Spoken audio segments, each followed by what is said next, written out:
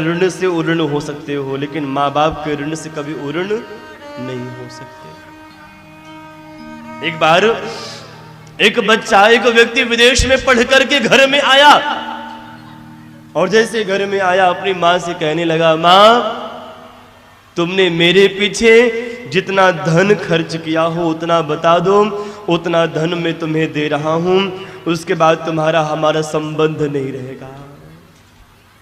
माँ ने कहा, अच्छा ऐसी बात है, थोड़ी दिन तो विदेश में कमा क्या लिया, अब माँ के प्रेम का तो सौदा करने लगा। तो वो व्यक्ति कहता है, माँ तुम्हें माँ कहने में शर्म आती है, मैं विदेश में रहता हूँ, तुम गांव में रहती हो, तुम्हारा रहन सहन देख करके मुझे सबसे कहने में शर्म आती है।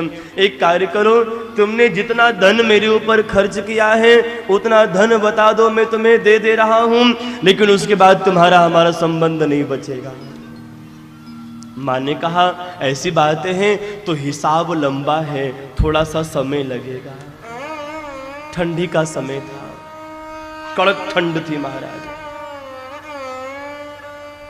कोई ऐसा ठंड जल को भी छू ले महाराज मानो प्राण निकल गए। ऐसे कड़क ठंड में वो बच्चा आंगन में सो रहा था। आंगन में सो करके वो ठंड के मारा महाराज वो कांप रहा था।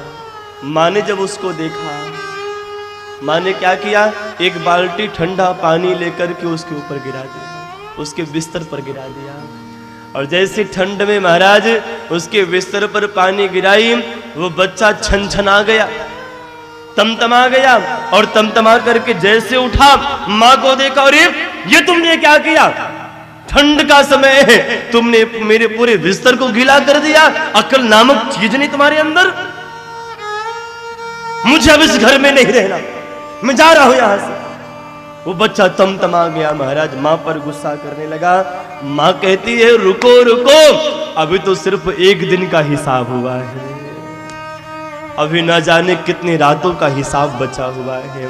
बचपन में तुमने न जाने कितनी बार तुमने मेरे बिस्तर को गिला कर दिया, तुमको मैंने कभी डांटा नहीं, कभी फटकारा नहीं, आज तुम्हारे बिस्तर को थोड़ा सा मैंने गीला क्या कर दिया, तुम मुझको डांट लगा रहे हो, अभी तो एक दिन का हिसाब हुआ है, अभी तो ना जाने कितने दिन का हिसाब बचा हुआ है।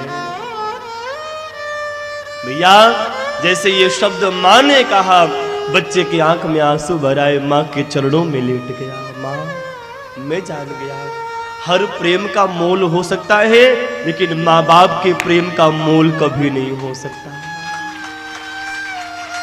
ऊपर जिसका अंत नहीं उसे आसमां कहते हैं, जिसके प्यार का अंत नहीं उसे मां कहते हैं। मां ही ऐसी महाराज, भोजन करते रहोगे नमक का डिब्बा आगे कर देगी, वो जान जाएगी तुम्हारे मुंह को देख करके, हाँ न खान भोजन में नमक कम है। और ये मां ही है जो तुम्हारी भावना को समझ लेती है। ध्यान रखना, चूल्हे के अग्नि में मां तपती है, धूप के उस अग्नि में पिता तपता है, तब जाकर के एक संतान पलता है। पिता धूप में तपेगा, मां अग्नि चूल्हे की अग्नि में तपती है, तब जाकर के एक संतान का पालन पोषण हो पाता है। और वही संतान आगे चल करके जब माँ बाप का दिल दुखाए, आप विचार करो उस माँ को कितना कष्ट होता होगा, उस पिता को कितना कष्ट होता होगा।